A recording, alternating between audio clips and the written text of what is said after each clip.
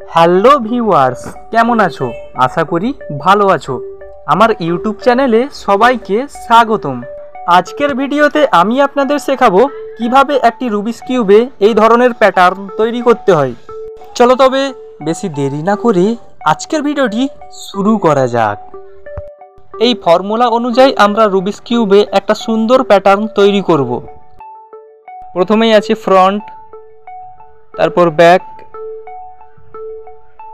তারপর আপার, তারপর front, upper,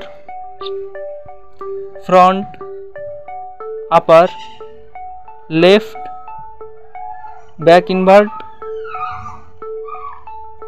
left invert, আবার left invert, back, upper, front invert, left, আপার,